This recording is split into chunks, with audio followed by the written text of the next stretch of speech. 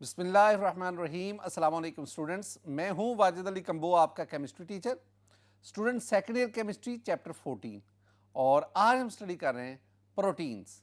Student इस lecture में हम proteins and classification of protein इसको डिस्कस करेंगे और इंशाल्लाह नेक्स्ट लेक्चर में हम structure of protein and denaturing of protein and importance of protein उसको डिस्कस करेंगे। तो आगाज़ करते हैं प्रोटीन से। माय डियर स्टूडेंट, पहले मैं आपको ना प्रोटीन की डेफिनेशन ये आपके साथ शेयर करता हूँ। डेफिनेशन में हम क्या कहेंगे कि proteins are extremely complicated high molecular weight organic material. Extremely complicated high molecular weight, ये दो बातें प्रोटीन के लिए बहुत ही एक्सट्रीमली कॉम्प्लिकेटेड, यानी अगर आप ये प्रोटीन का मॉलिक्यूल देखेंगे तो आप ना किसी भी दो एटम्स की पोजीशन को डिस्क्राइब ही नहीं कर सकते। और दूसरी बात, इनका मोलेकुलर मैस, इनका मोलेकुलर वेट प्रोटीन का बहुत ज़्यादा होता है। बहुत थाउजेंड्स और थाउजेंड्स अमाइनो एसिड्स मिलकर प्रोटीन को सिंथेसाइज करते हैं। तो दो बातें, extremely complicated molecular structure and they have a high molecular mass which complete hydrolysis yield amino acids। अगर आप प्रोटीन की मुकम्मल हाइड्रोलिसिस करवाएंगे तो आपके पास क्या हासिल होगा? Amino acids.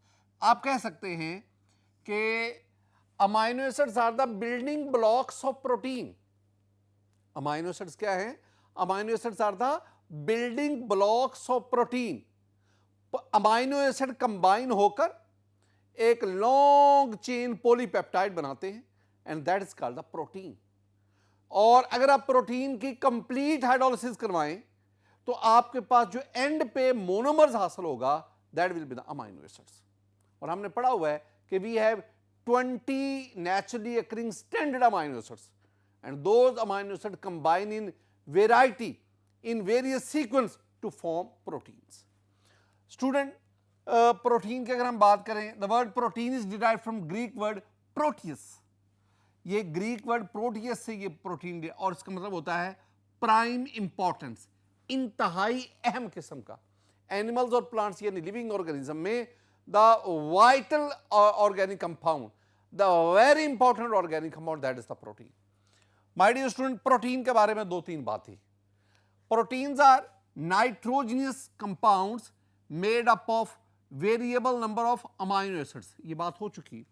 प्रोटीन नाइट्रोजन, यानी इसमें ये अमाइनो एसिड का स्ट्रक्चर अगर आप देखेंगे ना तो अमाइनो एसिड में you have the carboxylic group and you have the amino group.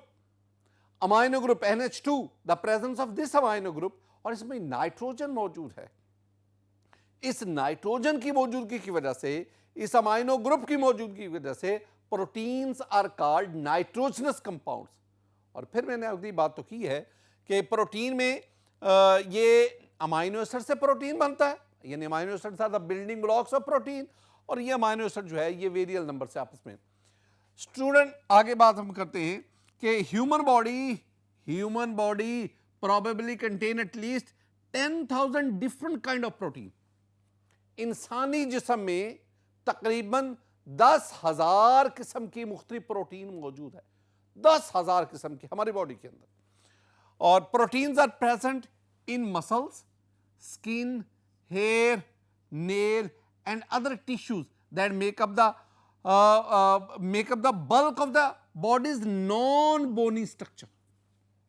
देख रहे हैं बॉडी के अंदर जो मसल्स हैं, मसल्स है, स्किन है, हेयर है, नेल्स है और डिफरेंट बॉडी पार्ट्स, साथ ही साथ बॉडी के अंदर जो मुख्तलिफ नर्व्स हैं, इस तरह ये सारे बॉडी का जो नॉन बोनी पार्ट है वो बल्क में प्रोटीन से मिलकर बनता है।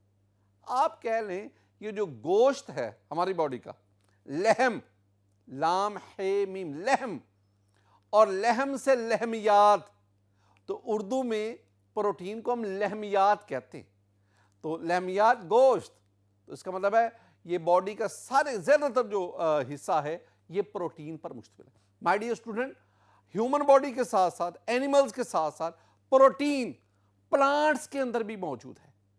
प्लांट्स के अंदर ये प्लांट्स मुख्तलिफ ये चीजें हैं, ये आपके पास नट्स हैं, ये आपके पास आलमंड है, ये मुख्तलिफ चीज़ें हैं जिनमें प्रोटीन मौजूद है और ये तमाम चीज़ें एवरीडे लाइफ में, रोज़मर्रा ज़िंदगी में आप इस्तेमाल करते हैं। ये सारी की सारी इनमें प्रोटीन मौजूद होता है, आपने इनको याद रखना है। माय डियर स्टूडेंट, अगर आप कंपोजिशन की बात करें कि प्रोटीन में कौन कौन से एलिमेंट्स मौजूद हैं, तो एलिमेंट्स ऑफ प्रोटीन, मैं प्रोटीन में मौजूद एलिमेंट्स को दो कैटेगरीज में डिवाइड करता हूं, एक मेजर एलिमेंट्स और एक माइनर एलिमेंट्स। मेजर एलिमेंट्स वही हैं जो अमाइनो एसिड में मौजूद है।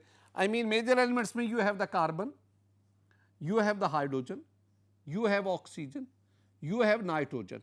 और हमारी बुक जो है वो फास्फोरस की तरफ भी इशारा करती है। तो these are major elements present in protein. Minor element जो बहुत कम मिकदार में है स्टूडेंट, माइनर एलिमेंट्स में you have the iron Fe, you have copper Cu, you have iodine I2, manganese Mn, sulfur and zinc. These are trace elements which are present in protein. इनको आपने याद करना है। ये प्रोटीन के बारे में कुछ इब्तदाई बातें थी। अब हम बढ़ते हैं क्लासिफिकेशन ऑफ प्रोटीन की तरफ।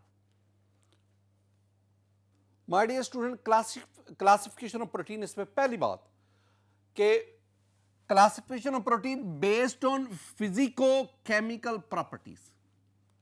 Physical and chemical, physico chemical properties की बुनियाद पर हम ना प्रोटीन को तीन हिस्सों में कैटेगरी, तीन टाइप्स में क्लासिफाई करते हैं।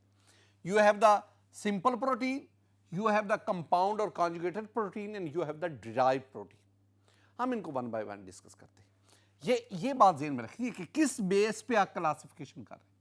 हम फिजिको केमिकल प्रॉपर्टीज की, फिजिको लफ्ज़ है फिजिको, हम फिजिको केमिकल प्रॉपर्टीज की बेस पे क्लासिफाई करते हैं।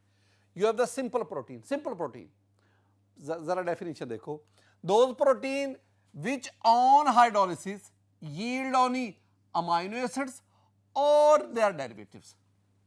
ऐसे प्रोटीन जिनकी आप हाइड्रोलिसिस करवाएं तो आपके पास अमाइनो एसिड हासिल हो या derivative of amino. In mostly cases में आपका अमाइनो एसिड ही हासिल होते हैं। तो ऐसा प्रोटीन जो हाइड्रोलिसिस पर अमाइनो एसिड्स दें, they are called simple protein. Example की तरफ आए स्टूडेंट, एग्जांपल में वी हैव ग्लोबुलिन, ये नाम याद रखें, we have globulin, we have legumin and collagen, we have albumin।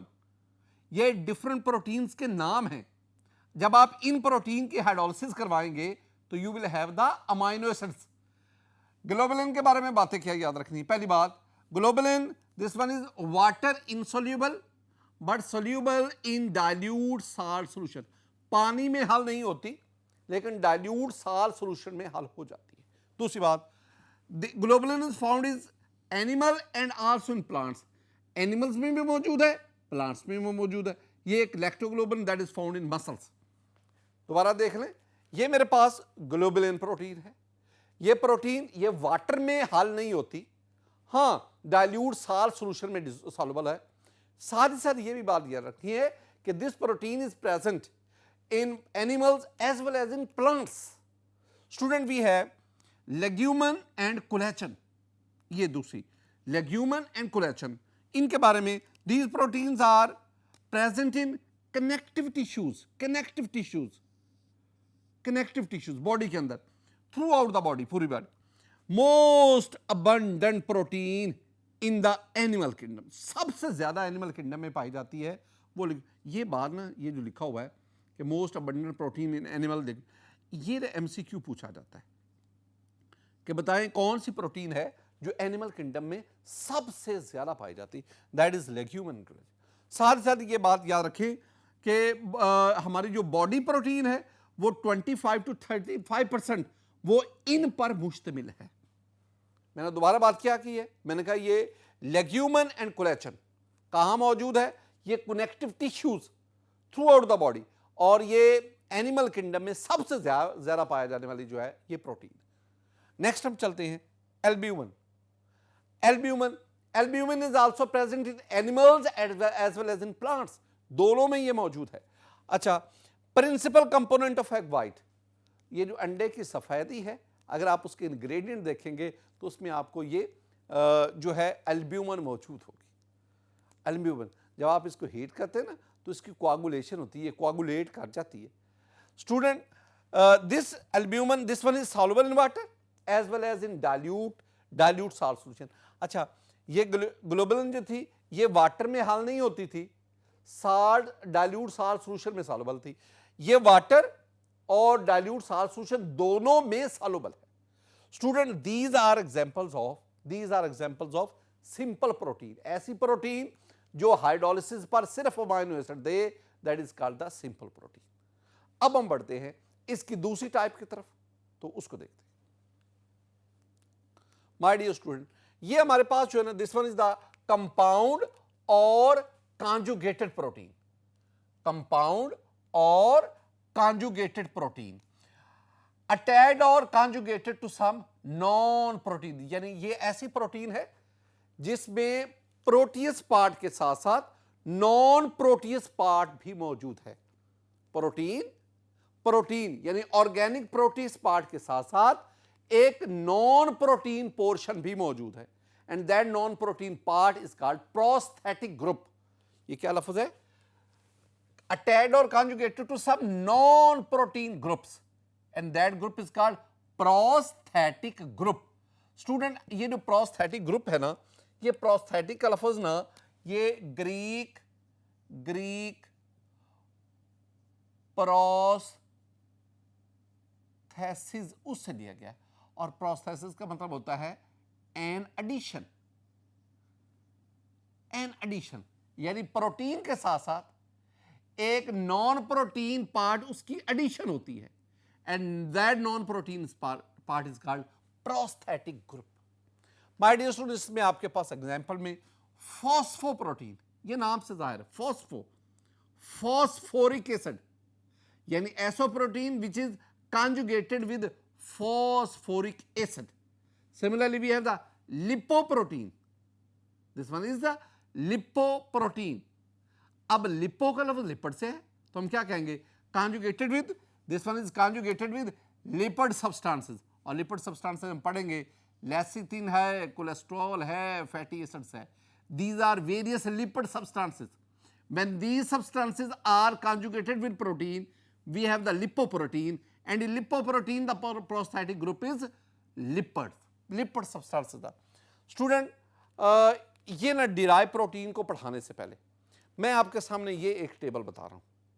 इस टेबल में आप देख लें, this one is the conjugated protein, और ये साथ ही साथ इनके प्रोस्थेटिक ग्रुप रखे, यानी वो नॉन प्रोटीन पार्ट जो प्रोटीन के साथ अटैच होके, ये एक्चुअली ना ये जो प्रोस्थेटिक ग्रुप है ये अटैच होता है ताकि एक मखसूस फंक्शन जो प्रोटीन परफॉर्म कर रही है, प्रोटीन को वो मखसूस फंक्शन परफॉर्म करने में फैसिलिटेट करे।